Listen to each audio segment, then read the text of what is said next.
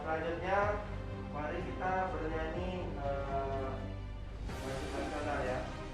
Nyanyinya Padamu Negeri. Ya. Oke, silakan berdiri semuanya, silakan berdiri. Sama-sama kita bernyanyi ya. Padamu Negeri. Satu. Sebelum kita masuk ke pembelajaran materi kita hari ini, yaitu tentang hak dan kewajiban, kita akan belajar cara mengambil keputusan yang bertanggung jawab. Ini namanya pembelajaran sosial emosional. Ingat, apa nama pembelajarannya? Sosial emosional. Tugas kalian adalah, ini Bapak akan membagikan kertas poin kepada kalian. Ini Bapak bagikan dulu. Satu orang satu. Silakan ditulis namanya. Tulis namanya dulu.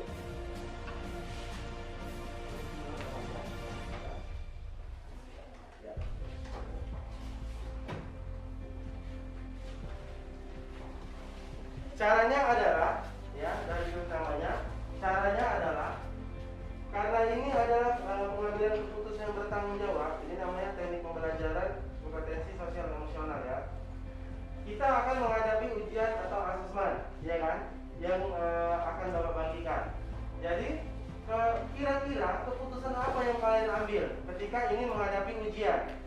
Boleh ditulis di situ. Misalnya, saya akan belajar bersungguh-sungguh agar bisa menjawab keputusan ini, agar bisa menjawab soal ujian ini. Kemudian ada lagi yang mengisi, saya akan mencontek nih. Kemudian ada lagi, saya akan melihat dari buku nih jawabannya. Jadi keputusan apa yang kira-kira kalian ambil? Ya, jadi diharapkan keputusan yang diambil adalah keputusan yang terbaik. Ya, kira-kira ada pertanyaan? Iya, silakan Fadila. Bebas keputusan apa saja yang kalian ambil. Tapi dengan konteks, dengan tujuan ketika akan menghadapi ujian atau asesmen, ya. Silakan mengisi jawaban kalian di kertas post-it. Bapak beri waktu 2 menit. Silakan. 1, 2, 3. Iya, di luar.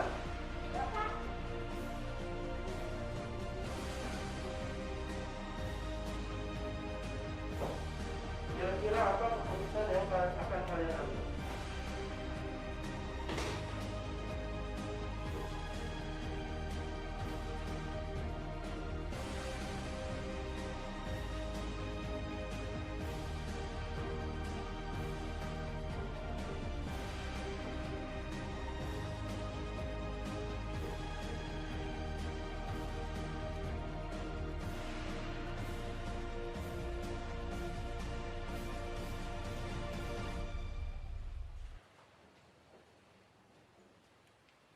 Sudah?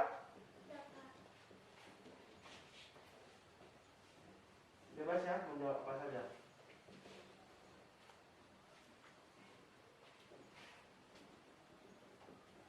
Oke, silakan Pak Juna berdiri, bacakan apa yang kalian pilih. Keputusan yang saya ambil adalah belajar dengan sungguh-sungguh agar bisa menjawab soal-soalnya.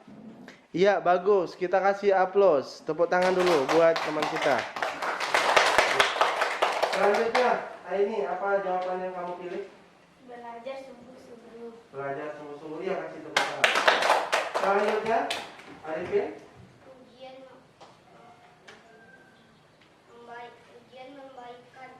Ujian membaikkan. Iya, silakan. Selanjutnya, Yosa. Bersungguh-sungguh menghadap ujian, Pak. Bersungguh-sungguh menghadap ujian. Kasih tepuk tangan. Terus adalah, saya ingin mencapai cita-cita saya, maka saya ingin belajar bersungguh-sungguh. iya, bagus. Kita kasih tepuk tangan. Selanjutnya, Yosa. Belajar bersungguh-sungguh dan tidak menyontek. Iya, belajar sungguh-sungguh dan tidak mencontek. Kasih tepuk tangan. Bagus. Selanjutnya, Rijo. Keputusan saya belajar sendiri untuk mengerjakan kertas. Iya, bagus sekali. Coba selanjutnya. Saya ingin belajar sungguh-sungguh dengan baik. Belajar sungguh-sungguh dengan baik. Bagus. Selanjutnya, Pak. Saya akan belajar sebelum ujian dan supaya bisa menjawabnya. Iya, bagus. Selanjutnya, iya. Saya belajar sungguh-sungguh. Saya belajar sungguh-sungguh. Iya, kasih tepuk tangan semuanya. Iya. Jadi itu keputusan yang kalian ambil ya. Jadi sedikit penguatan. Ketika ada permasalahan, ya, ketika ada permasalahan atau ketika ada situasi, kita harus mampu mengambil keputusan yang terbaik. Misalnya nih, ketika kalian lapar, apa yang kalian lakukan? Makan kan? Ya. Kemudian ada juga yang dia buat keputusan ketika dia lapar, dia saya tidur untuk menghilangkan lapar itu. Tapi itu bukan terbaik kan? Ketika kita lapar, kalau kita nggak makan, itu nanti bisa menyebabkan penyakit asam lambung, ya kan? Walaupun dia tidur lagi nggak lapar, tapi ketika dia makan, ketika dia sudah lapar, dan dia untuk makan siang, dia makan siang, itu diambil harusnya makan. Itu juga dia. Dengan tadi keputusan ya, kita akan makan siang, kan? Semuanya. Apa keputusan yang kalian ambil? Kalian mau kalian ambil apa? Menurut bagus nggak? Bagus. Itu juga keputusan, tapi itu bukan keputusan yang tepat, ya kan? Karena keputusan yang tepat adalah apa? Kita harus belajar sungguh-sungguh, ya kan? Belajar soal yang baik. Ingat apa yang kita pelajari di rumah, apa yang kita pelajari di sekolah, apa yang kita pelajari selama ini. Soal itu akan muncul, ya kan Yoga? Oke, selanjutnya silakan Mas coba semuanya dikenal dengan mata Safir. Kira-kira keputusan itu bersama dulu ya. Itu adalah keputusan yang kita ambil.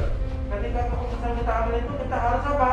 Bertanggung jawab. Jangan pula kita bilang di situ saya akan belajar tapi ujung-ujungnya mencontek. Berarti itu tidak bertanggung jawab. Jadi kita harus mengambil keputusan yang bertanggung jawab. Kita kasih aplaus dulu untuk semuanya.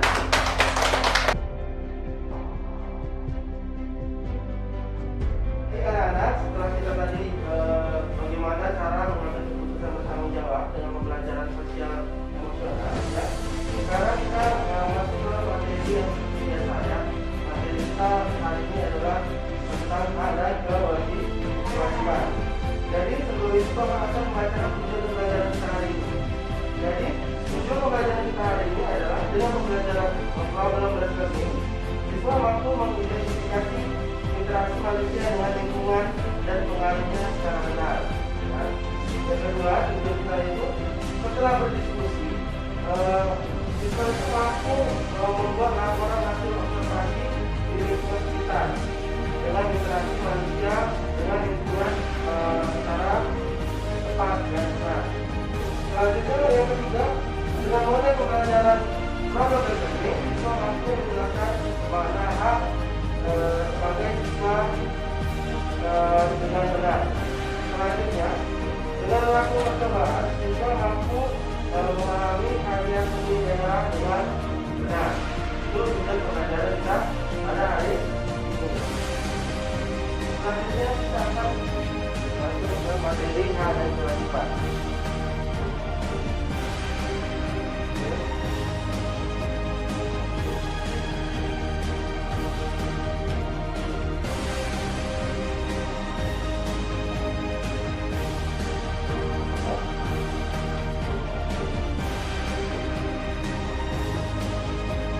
Bapak beri waktu 5 menit untuk membaca materi hak dan kewajiban.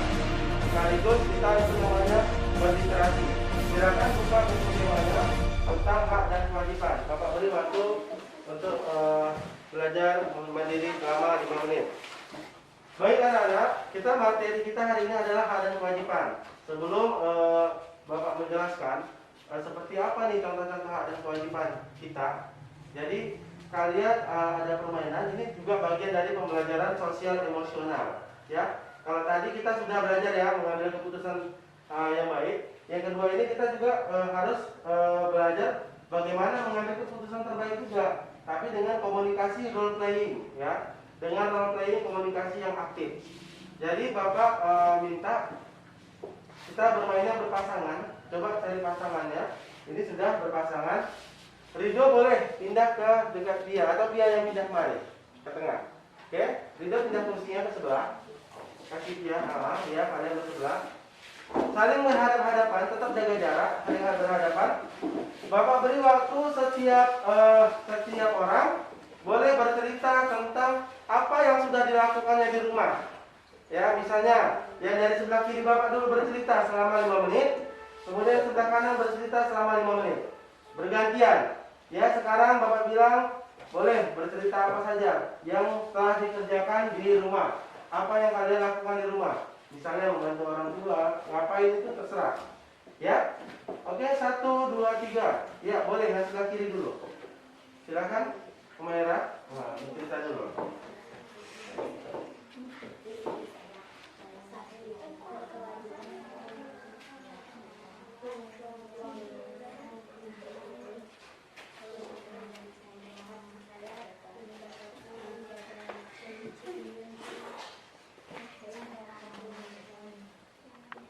Kalian tadi bercerita, coba satu orang siapa yang mau bercerita apa yang sudah diceritakan temannya. Iya, silakan. Iya, saya punya rumah, jaga warung, Iya, pelanggan, iya. cuci baju. Oke, baik, bagus. Coba Afifah apa yang diceritakan si Naila? Berbagi, bangun pagi, ngaku, Iya. cuci piring. Bagus. Coba siapa lagi tadi? Bajula, apa yang diceritakan Aini? Tadi dia jaga adik, cuci piring. Oh, cuci piring. Coba Aini apa yang diceritakan? Dia tadi menyapu halaman, mencuci piring, mencuci. Iya, bagus. Kita kasih upload dulu. Kita kasih kata-kata. Oke. Berarti kalian itu sudah mengerjakan ya apa yang dapat kalian kerjakan. Jadi, ketika kita berkomunikasi dengan teman, ya, misalnya si Gaisha berbicara, sebaiknya si Bella ini ngapain? Iya, mendengarkan dengan baik. Jadi kalau ada teman kita yang berbicara, kita sebagai teman yang mendengarkan harus mendengarkan dengan baik. Jadi kalau ada yang berbicara, jangan kita berbicara lagi atau kita pura-pura nggak tahu. Kita harus, itu namanya tidak menghargai orang lain.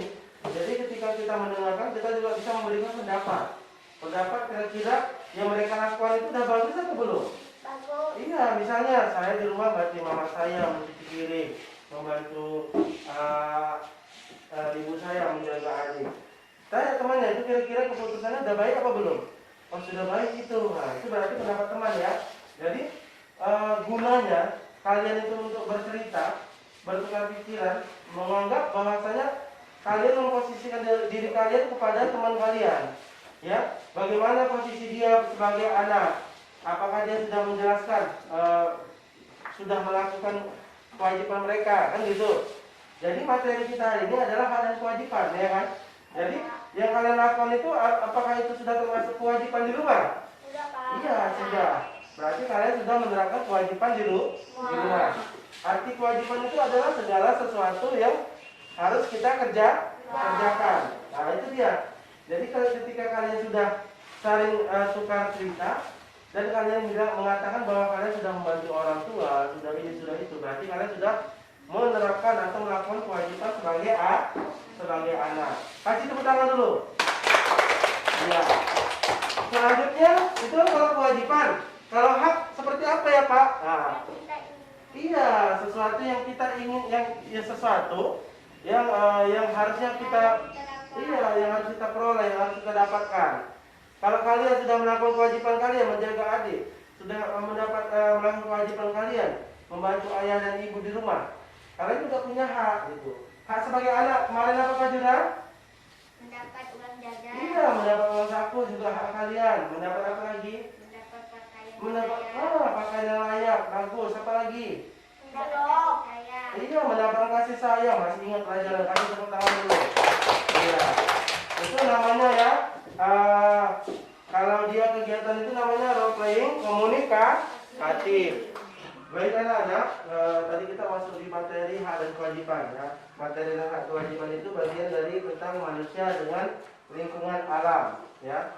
Jadi hak kalian itu di rumah tadi sudah diketahui ya, bersama bahwasanya kalian memiliki hak kalian sebagai anak itu apa, kewajiban kalian sebagai anak itu apa. Itu termasuk lingkungan ya, lingkungan keluarga. Jadi hubungan interaksi manusia dan lingkungan alam itu ada ya, harusnya bersosial dengan baik bersama keluarga. Itu kalau di lingkungan keluarga. Kalau di lingkungan sekolah, bagaimana kita bersosial kepada teman?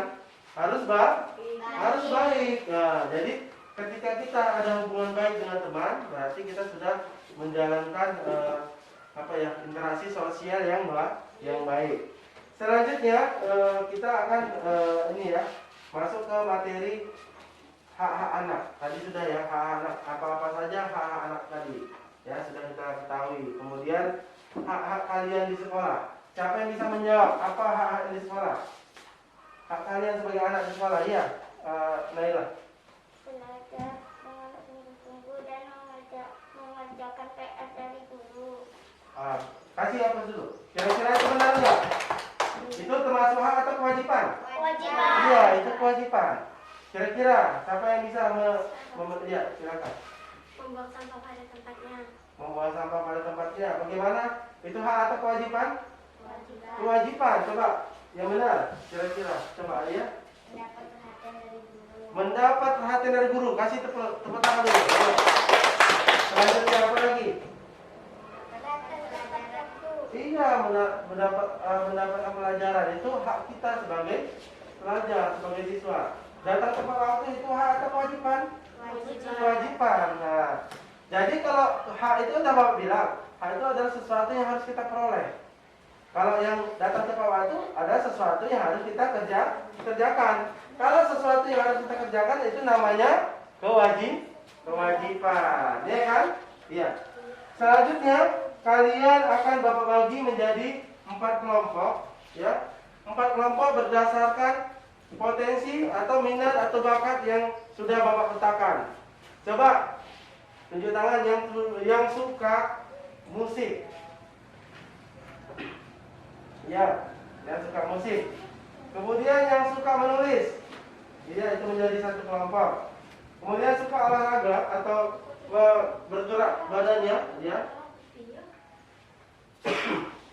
Ada 4 orang. Jadi kita sepakati jadi 3 kelompok saja. Menggambar atau menulis. Kemudian yang suka musik atau bernyanyi. Selanjutnya yang suka olahraga atau yang berdrama, ya kan? Ya, bermain peran itu tadi ya.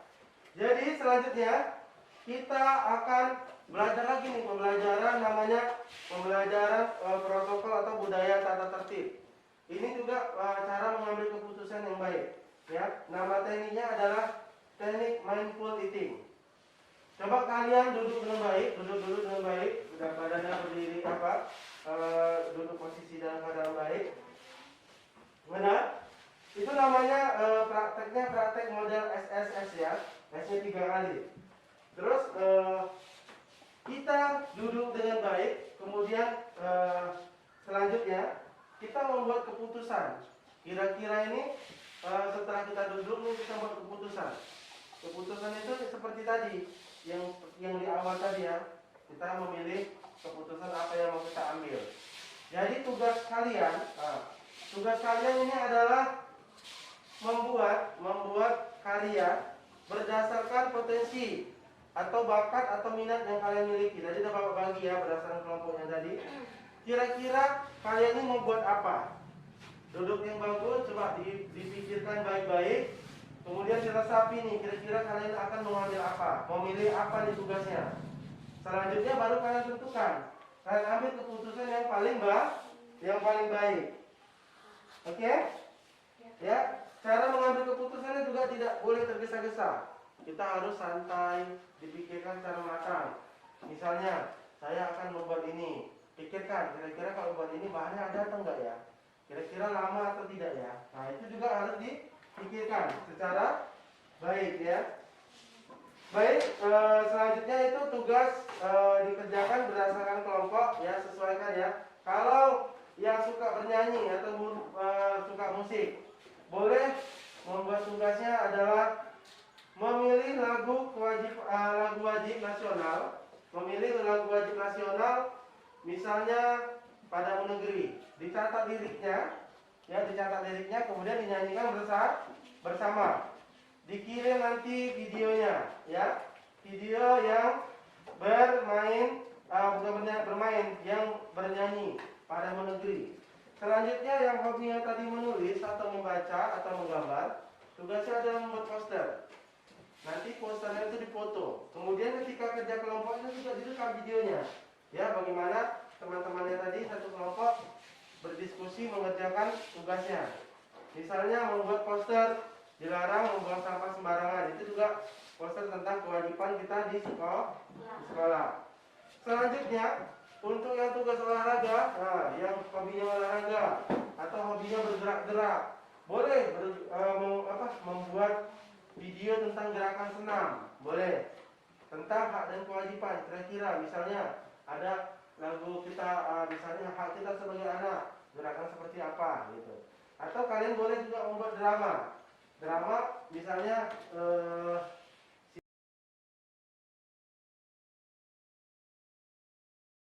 baik anak-anak, tadi kita sudah belajar tentang hak dan kewajiban.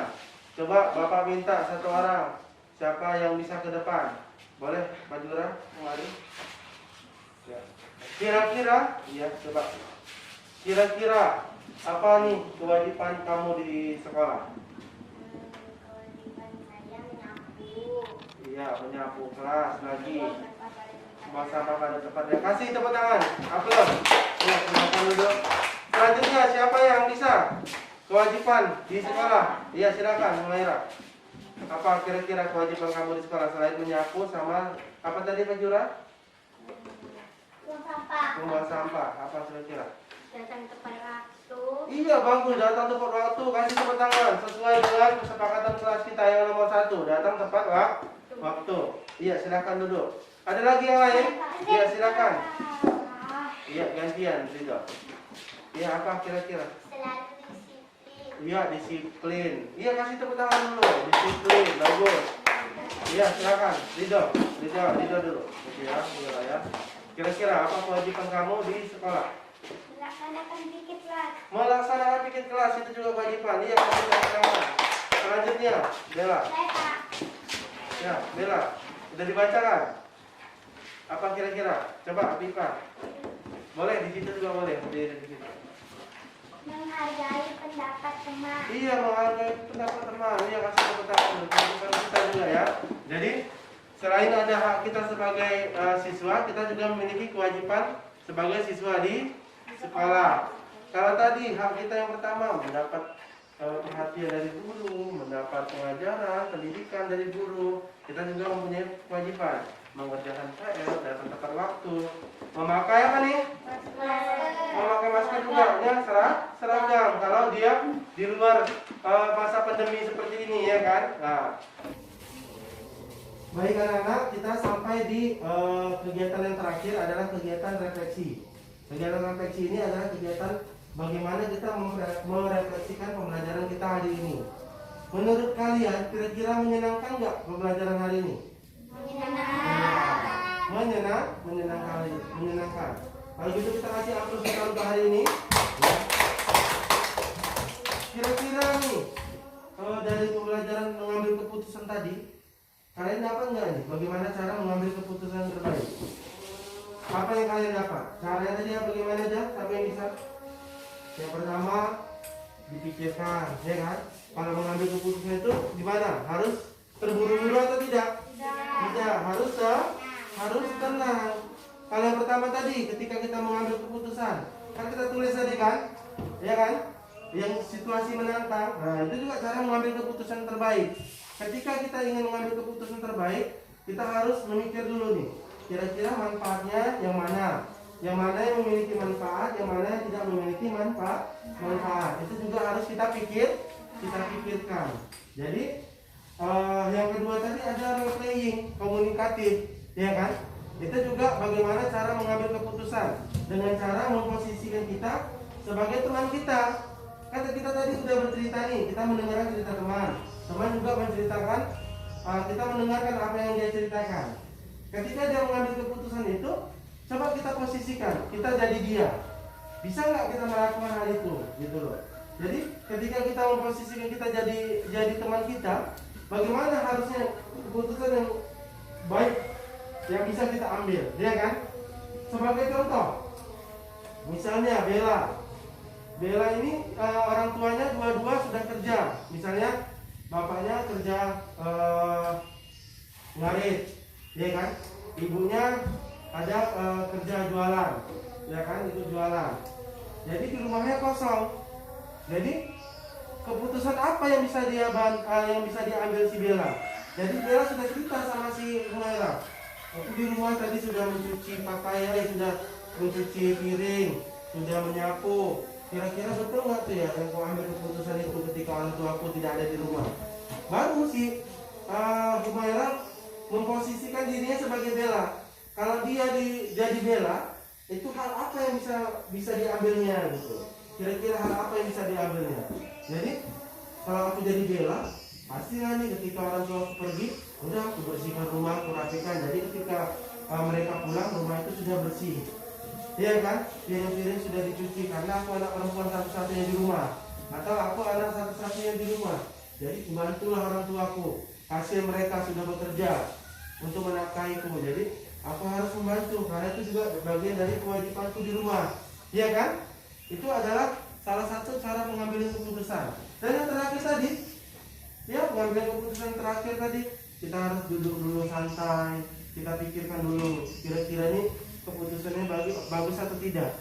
Kita jangan terburu-buru mengambil keputusan. Setelah udah kita pikirkan matang-matang, baru kita ambil keputusan. Ya, itu pembelajaran komunikasi sosial emosional. Jadi pembelajaran kita hari ini sampai di sini. Ya, sebelum pulang, mari kita berdoa. Silakan pimpin doanya. Sebelum kita pulang, mari kita berdoa dulu.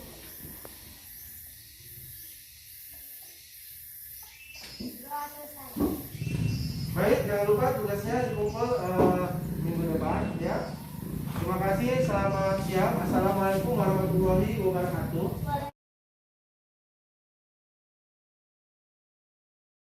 Perasaan saya setelah melakukan pembelajaran diferensiasi sangat senang sekali, di mana hal ini adalah hal yang baru saya lakukan, di mana saya melakukan perubahan-perubahan kecil di dalam kelas yang sebelumnya tidak pernah saya lakukan.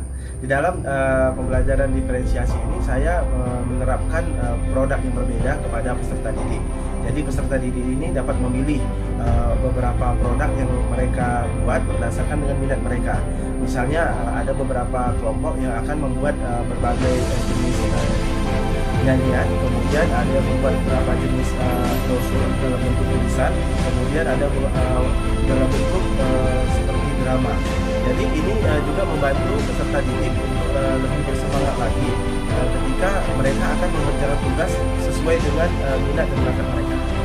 Tetapi di dalam perbaikan ke depan yang saya ingin lakukan adalah di dalam rencana pembelajaran saya akan melakukan penerapan diferensiasi ini, yaitu dalam bentuk konten. Jadi itu yang belum saya lakukan dan akan saya rancang bagaimana konten yang bagus yang sesuai dengan minat dan bakat peserta didik. Selanjutnya dalam penerapan keterampilan sosial emosional saya sudah menerapkan 3 keterampilan atau 3 teknik di dalam pembelajaran. Kemudian di dalam pembelajaran ini juga ada keterampilan KSC ini, yaitu di kegiatan rutin, kemudian di dalam rencana pembelajaran atau di dalam kegiatan inti pembelajaran, dan yang terakhir itu di dalam budaya atau protokol. Jadi dalam penerapan KSC ini diharapkan mampu mengontrol emosi, sosial emosi peserta didik agar mereka ke depannya mampu bagaimana bersosial, kemudian mampu mengontrol diri ketika mereka harus berinteraksi dengan orang lain. Selanjutnya untuk perbaikan KSC ini ke depan dalam pembelajaran, saya akan memilih beberapa keterampilan yang cocok yang akan diterapkan di kelas saya. Terima kasih. Assalamualaikum warahmatullahi wabarakatuh.